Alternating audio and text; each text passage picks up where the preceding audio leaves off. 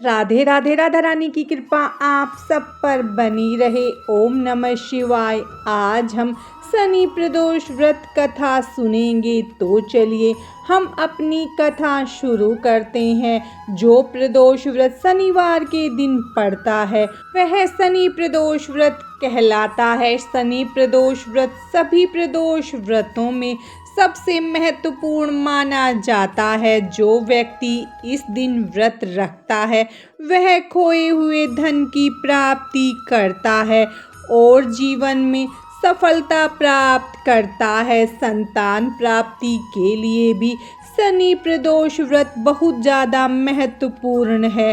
प्राचीन समय की बात है, एक नगर सेठ धन दौलत और वैभव से संपन्न था। वह अत्यंत दयालु था। उसके यहाँ से कभी कोई खाली हाथ नहीं लौटता था।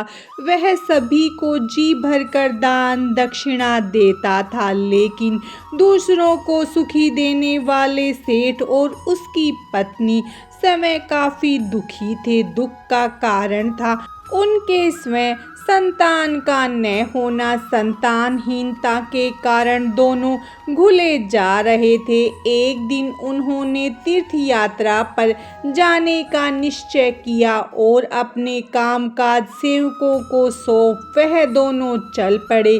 अभी वे नगर से बाहर ही निकले थे कि उन्होंने एक विशाल वृक्ष के नीचे समाधि लगाकर एक तेजस्वी साधु दिखाई पड़े।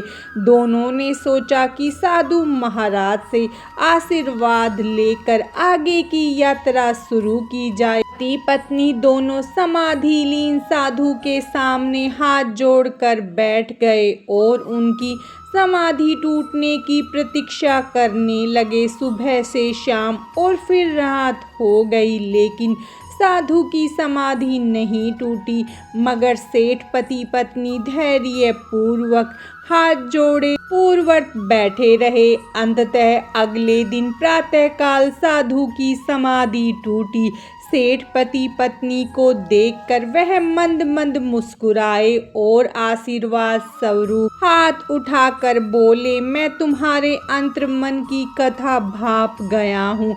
बस मैं तुम्हारे धैर्य और भक्ति भाव से अत्यंत प्रसन्न हूँ। साधु ने संतान प्राप्ति के लिए उन्हें शनि प्रदोष व्रत करने की विधि समझाई और शंकर भगवान की निम्न वंदना बतलाई। हे रुद्रदेव शिव नमस्कार। शिव शंकर जगत गुरु नमस्कार। हे नीलकंठ सुर नमस्कार। शशि मौली चंद्र सुख नमस्कार। हे उमाकांत सुधी नमस्कार। उग्रतव रूप मन नमस्कार। ईशान ईश प्रभु नमस्कार। विश्वेश्वर प्रभु शिव नमस्कार। तीर्थ यात्रा के बाद दोनों वापस घर लौटे और नियम पूर्वक शनि प्रदोष व्रत करने लगे। कालांतर में सेठ की पत्नी ने एक सुंदर पुत्र को जन्म दिया। शनि प्रदोष व्रत के प्रभाव से उनके यहाँ छाया अंधकार लुप्त हो गया। दोनों आनंद पूर्वक रहने लगे। शनि प्रदोष व्रत की कथा समाप्तम। बोलो उमापति भगवान शंकर की जय। भगवान शिव शंकर और माता पार्वती की कृपा आप सब पर सदा बनी रहे। राधे राधे।